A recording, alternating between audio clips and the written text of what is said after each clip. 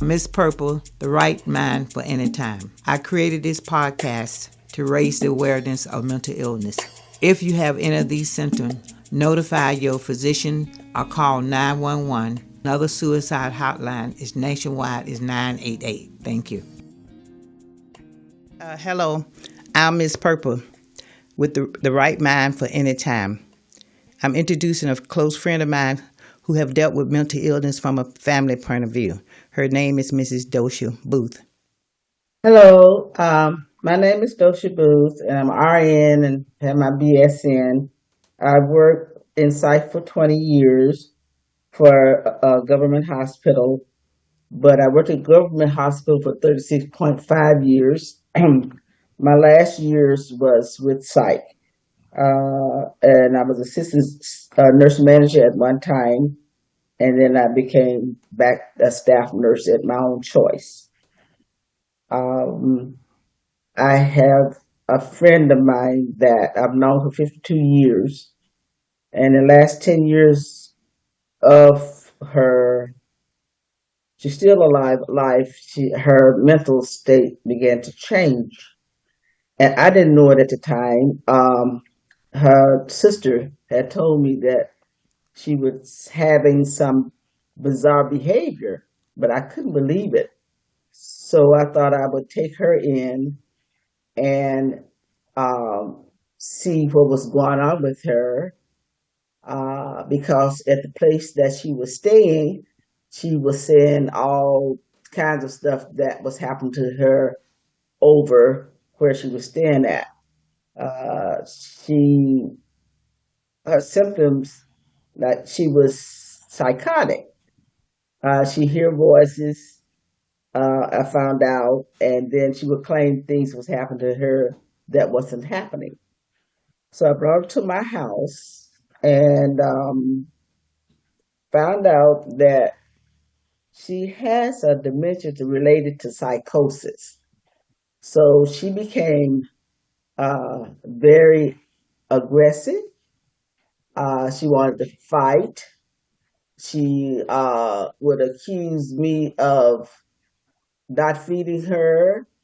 She called the sheriff department on me. And eventually we had to take her back to her sister, and she ended up going to a facility for a while. Um, where she is now, I don't know. We haven't been able to get in contact with her. But it is something for someone to deal with another person that had mental illness. It's affect the whole family. And she was just like my sister, but I couldn't handle her. And so she ended up one place up, and I ended up in another. Um, do you think she also had dementia or she had Alzheimer? I believe that she really had dementia because she had clarity. Okay, she knew exactly what she was doing at time. And with me, I was just so surprised with the behavior that she exhibited. And she would say, I live in a house, and she would say, I hear voices on the outside. And I had to tell her, you're in the house now, you're not in an apartment. There's no one talking outside. So she had a lot of paranoia. Was she on any current medication that you know of? Mm, no, they did not had diagnosed her because she wouldn't go to the doctor. You just uh, recognize the symptoms. But one doctor said that she had dementia, but he never told us how he came about that, and that her behavior was related to her having dementia So why did she call the police on you? because she told him that I wasn't feeding her. I physically abused her, and I was holding her hostage, And you and that wasn't true. and you said the police know what you were going through because he had a relative with similar situation. Can you expound on Yes, that? he did. Yeah, when he got there, I let her talk to him first, and so that she can get all out what she's saying was saying. So when he come talk to me, he asked me. He said, "Does she have dementia?" I said, "Well, her doctor had told us that she did have dementia."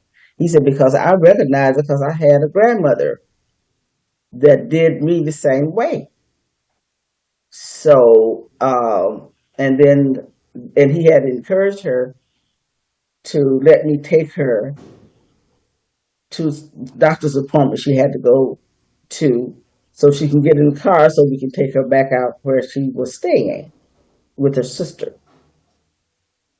What are some of the steps that you can do if you see a family or a friend acting this way? Because you said she refused Well, to go to the doctor. yeah, I had to take her to the doctor for some other things. And you can't, one thing you can't do is argue with them. You cannot uh, respond the way they're responding. You have to maintain your quietness and calmness so you can try to calm them down to get them to do what they need to do for themselves. You cannot ridicule them. You have to really be patient with them. And, almost you have to agree with what they're saying so that you won't have an altercation like violence, because that did happen. But the violence wasn't that I had said something. Is that a violence became from her because she thought I had did something and I had not. So you just have to maintain your calmness. And then, had I been here by myself, I probably would have called a team or a pet team or someone because I know about those things. When a person is in a mental crisis, you can call uh, the pet team, not necessarily the police officers, because that can become a dangerous situation with the patient. And what did the pet team stand for? The pet team you is know, the pet I team is a can't team that's remember. in the field, and they're called a Hmm. psychiatric evaluation team. They accommodate to your house with a nurse and a police, a LAPD, is according with the area you live in. And if you're in Hmm. the county territory, the MET team coming at, which is the mental evaluation team, they come with a sheriff and a nurse. But mostly when they come and meet the patient, the nurse take over from them. The sheriff or the police is there to protect the employee from getting harm from the patient. I feel as we in a society and we getting older, the population get more with older people than it will younger people, and people living longer. I think we will see more dementia, which lead to Alzheimer. And thank you, Doshia, for sharing dementia with on my podcast and from a family or friend point of view. Thank you very much. And you're welcome, sweetheart. Okay. Thank you for listening to the podcast on the right mind for any time with my friend Doshia, who expound on what it's like to have a family member with Alzheimer or dementia.